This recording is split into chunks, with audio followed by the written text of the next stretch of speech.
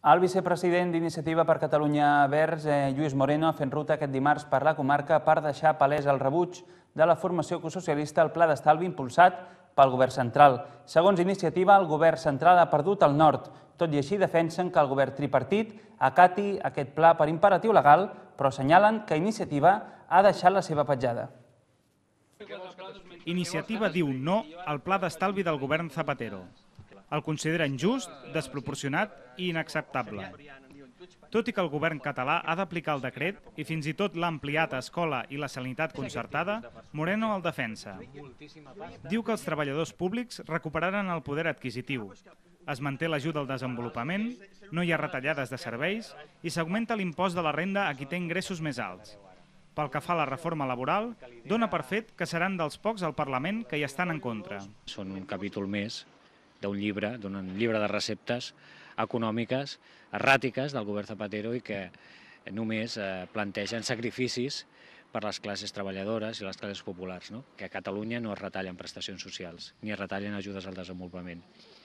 La segona, que hem incorporat, hem inclòs una disposició addicional, la sisena concretament, en la que es parla de recuperació del poder adquisitiu perdut per a aquests treballadors i treballadores a partir del 2013, si la situació econòmica millora, d'incrementar la fiscalitat a les rendes altes, ja ho hem explicat, rendes de més de 120.000 euros fins al 23,5% i les rendes de més de 175.000 del 25,5%.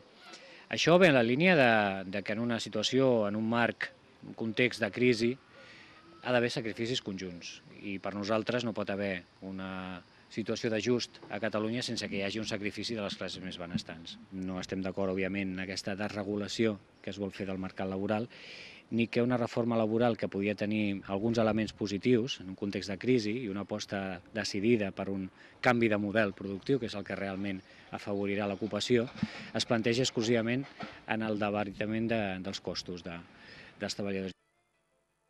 Van néixer amb força fa més d'una dècada. Alguns ajuntaments els van utilitzar i en van fer bandera. I anys després, cada cop més ajuntaments els utilitzen, però de forma limitada. Els pressupostos participatius han centrat aquest dimecres una jornada del Consell Comarcal. S'ha suggerit que no es limitin a l'àrea de participació per aconseguir que més ciutadans hi prenguin part. Pressupostos participatius. Com ho fem? És la resposta que regidors de participació i tècnics municipals han buscat aquest dimecres a Parets, on s'ha fet una trobada d'àmbit comarcal. Cada vegada més municipis fan participació i de tipologies diferents. També des del punt de vista del tipus de municipis, no hi ha municipis grans, municipis petits, s'està produint una diversificació territorial del fenomen dels pressupostos participatius que em sembla que és interessant. Però també hi ha molts núvols. Participa poca gent, les partides que es destinen a la participació encara són petites, els pressupostos participatius estan molt sectorialitzats, com una cosa de les regidories de participació ciutadana, les altres regidories no acaben d'implicar-s'hi massa. Per això, l'investigador proposa que es faci participació en més regidories i que es vinculi la participació a la planificació a llarg termini i no només a petites inversions. El risc és que, si no es fa així, participin els de sempre, que ja ho fan amb els mètodes habituals. En aquest sentit, a Santa Eulàlia s'ha posat en marxa un procés per augmentar la participació juvenil. Els joves decideixen una part dels 300.000 euros del pressupost de joventut. Aquest any s'havien fet 140 propostes i se cita un dia, se fa una assemblea amb tots els joves del poble i mitjançant grups i votacions individuals se treuen les propostes que completen els 15.000 euros. Segons el regidor, un de cada 3 joves participen en el procés, malgrat que decideixen una petita part, un 5% del pressupost. És una de les 4 experiències de participació vallesanes que s'han exposat. També han parlat el Figaró, Mollet i Parets. A Parets es decideix una part del pressupost d'inversions. En 5 anys s'ha multiplicat per 10 el número de participants, superant el miler. consisteix principalment en dotar la ciutadania de 300.000 euros per decidir quines són les propostes que prefereixen que s'executin durant l'any vinent en el nostre municipi.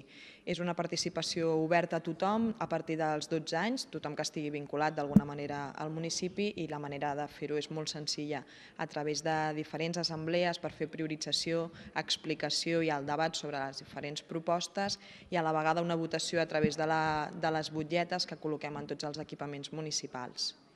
Responent la pregunta inicial, pressupostos participatius, com ho estem fent? La resposta seria: ho estem fent de forma massa limitada per ser creïble. Jo penso que hem de ser coherents. Hem d'obrir la participació a les petites inversions, a les petites despeses, però també hem de obrir la participació en qüestions d'una importància més estratègica per la ciutat. La jornada per facilitar el coneixement d'experiències participatives ha plegat una vintena de tècnics municipals de tota la comarca a Can Rajoler. Després de 2 anys, els 2 alts relleus de la retaule major de l'església de Sant Sadurní de la Roca ja són on els correspon. Ahir es va fer l'acte públic de reinstal·lació d'aquestes obres artístiques. A més, s'ha aprofitat per incorporar també una pintura dedicada a Sant Donat i Santa Fausta. El pare Rodolf Puigdollers, rector de la parròquia de Sant Sadurní, l'alcalde de la Roca, Rafael Ros, i l'alcalde de Granollers i president del patronat del museu, Josep Mayoral, han presenciat l'acte públic de presentació dels alts relleus del retaule major de l'església i de la pintura. Un acte obert al públic que ha omplert la parròquia de gent per admirar la bellesa i el treball de recuperació d'aquestes peces històriques. El pare Rodolf, rector de la parròquia, és qui va iniciar l'any 2008 els tràmits per traslladar aquestes relíquies del Museu de Granollers al seu lloc d'origen, l'església de Sant Sadurní. Suposa la recuperació de 2 alts relleus del retaule de Sant Sadurní, que és el retaule de l'altar major, que va estar mutilat l'any 36 i les seves peces, que van ser en un primer moment traslladades al Museu de Granollers, després l'any 39 es van tornar, pensàvem que s'havien tornat totes les peces que quedaven, però fa uns anys ens vam adonar que hi havia 2 peces que no s'havien quedat allà en el museu sense una identificació concreta i localitzable. Les peces van estar guardades al Museu Granollerí des de l'any 1938, on figuraven com a procedència desconeguda. Durant 30 anys, aquestes peces es van exhibir a la capital ballesana, fins al treball d'investigació del pare Rodolf, que ha permès la reinstal·lació d'aquestes peces. L'alcalde de la Roca ha volgut ressaltar la gran tasca del rector de la parròquia per la feina de recuperació i d'investigació que ha fet durant tot aquest temps i també per l'esforç invertit. Poder recuperar un patrimoni que es va haver de retirar per les circumstàncies que tots coneixem de la Guerra Civil l'any 38, és a dir, fa 72 anys, poder haver-lo recuperat quan ja es donava per desaparegut, doncs realment és gairebé un miracle. Aquí doncs cal destacar la tasca del pare Rodolf, el rector i administrador de la parròquia de Sant Sadurní, que ha sapigut identificar les peces, veure que eren del retaule, que estaven dipositades al museu i portat a terme tota la feina amb la direcció del museu i amb les restauradores per poder recuperar les peces i tenir-les avui aquí. Durant la seva intervenció, l'alcalde de Granollers, Josep Mayoral, ha insistit que és un gran dia per la parròquia, per la Roca i també per Granollers, però a més ho és per tota Catalunya. I és que els relleus i la pintura són un exponent del barroc català. A més, ha volgut ressaltar que el seu lloc no era el museu. El Museu de Granollers no és el millor lloc. El millor lloc és el lloc on ha estat pensat, on ha estat creat, on ha estat viscut, on milers de mirades l'han fet seu, on milers de sentiments hi han donat també forma, on hi ha hagut milers d'oracions, milers de converses.